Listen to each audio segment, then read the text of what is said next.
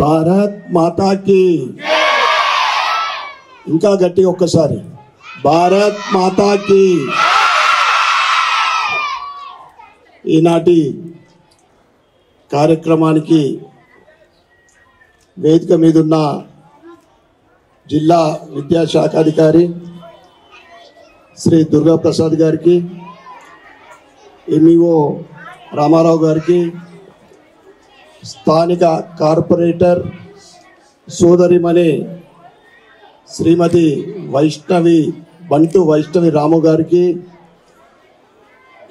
Primary school HM Ramachandar Gaikwad గారికి, high school HM Shri Vasudevarao గారికి, అమ్మ ఆదర్శ పాఠశాల కమిటీ కన్వీనర్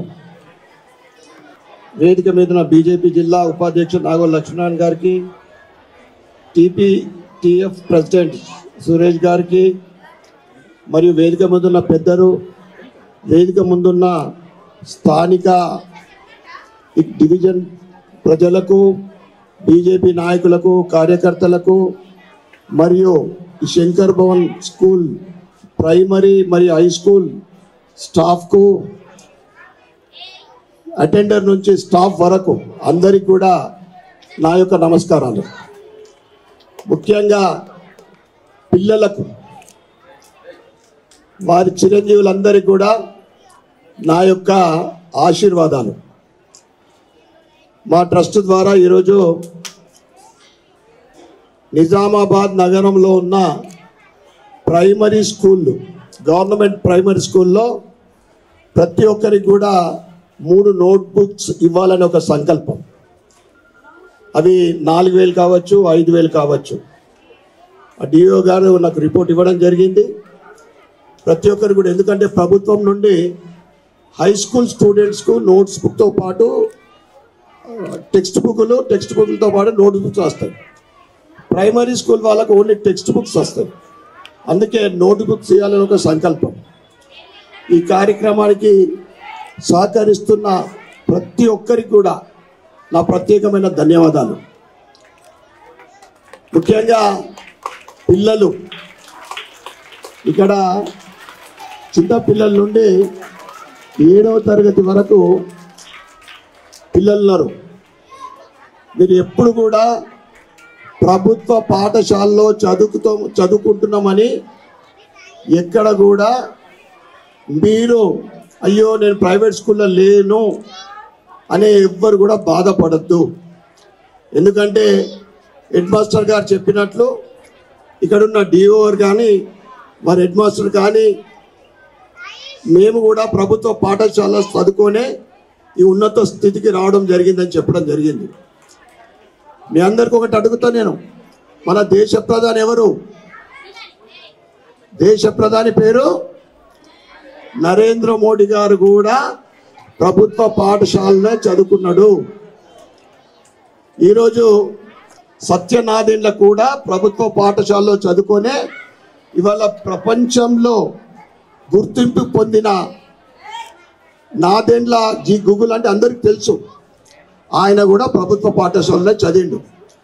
ఇవాళ ఆంధ్రప్రదేశ్ ముఖ్యమంత్రి మొన్ననే ముఖ్యమంత్రి అయిండు. ఎవరు?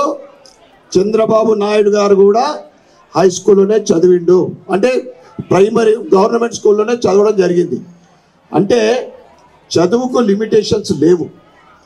చదువుకు ఏదైతే చిన్న పిల్లలు ఇక్కడ ముంగట్టున్నారో ఆ తర్వాత మీరు ఏదైతే 6వ తరగతి 7వ తరగతి ఉన్న స్టూడెంట్స్కు మీ అందరు కూడా హై స్కూల్ వెళ్ళిన తర్వాత మీరు ఒక గోల్ ఏర్పరచుకోవాలా.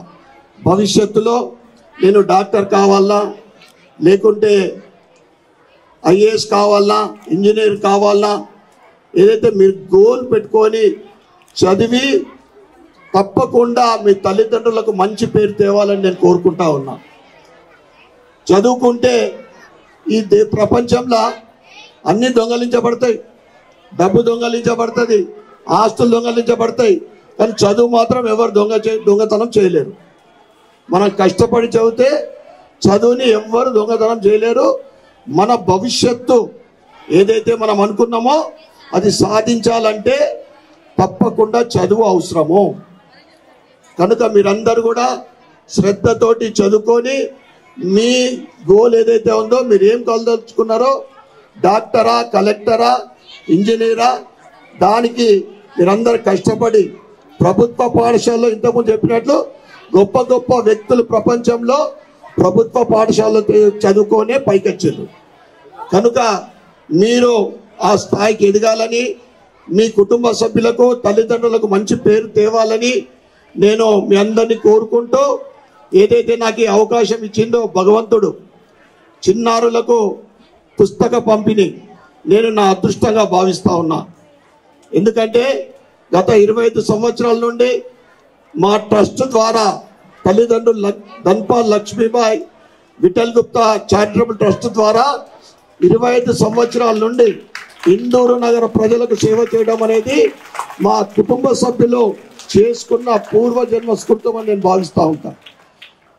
భవిష్యత్తులో కూడా నేను ఏ స్థాయిలో ఉన్నా నా ట్రస్ట్ ద్వారా సేవలు నా చివరి రోజుల వరకుతో పాటు మా నెక్స్ట్ జనరేషన్ కూడా ట్రస్ట్ నడుపుతుందని మీ అందరు కూడా తెలియజేస్తా ఉన్నా. అదేవిధంగా సార్ చెప్పినట్లు నా సంకల్పం ఒకటే, పేదలకు, మధ్యతరగతి వాళ్లకు విద్యా వైద్యం అందాలి. మెరుగైన విద్య, మెరుగైన వైద్యం. నేను గెలిచిన తర్వాత నేను వాటి మీద ప్రత్యేకమైన శ్రద్ధ పెట్టినా. డిఓ గారికి కూడా నేను కనీసం ఒక 3 సార్లు 4 సార్లు మాట్లాడడం జరిగింది. రాష్ట్ర ప్రభుత్వం నుండి నిధులతో పాటు కేంద్రం నుంచి ఏది అవసరం ఉన్నా కానీ, అంటే మొన్ననే ప్రభుత్వం ఏర్పడ్డది, తప్పకుండా నిజామాబాద్ నియోజకవర్గానికి విద్య కోసం కానీ, వైద్య కోసం కానీ నా వంతు సహకరిస్తానని సభాముఖంగా తెలియజేస్తా ఉన్నా. దీంతో పాటు కొద్దిగా కష్టమైన పేద ప్రజలకు ఆవాస్ యోజన కింద ఏదైతే ప్రధానమంత్రి ఆవాస్ యోజన స్కీమ్ ఉందో దాని కింద కనీసం 1000 ఇండ్లు తీసుకురావడానికి నా వంతు ప్రయత్నం చేస్తాను. మీ అందరు కూడా తెలియజేస్తా ఉన్నా.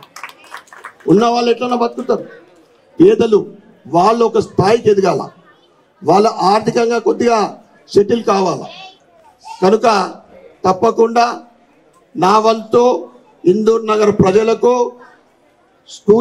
స్కూళ్ళకు కానీ దేనికి ఎప్పుడైతే అవసరం ఉన్నా కానీ నేను నా వంతు సహకారం చేయడానికి ఎల్లవేళలా సిద్ధంగా ఉన్నానని తెలియజేస్తూ, మరి ఒక్కసారి ఇంత చక్కటి కార్యక్రమాన్ని నిర్వహించిన స్కూల్ యాజమాన్యానికి, స్టాఫ్కు, మరియు పిలవగానే విచ్చేసిన డిఓ గారికి, మరి స్థానిక కార్పొరేటర్కు, ఇతర పెద్దలందరికీ కూడా పేరు పేరున ధన్యవాదాలు చెప్పుకుంటూ భారత్ మాతాకి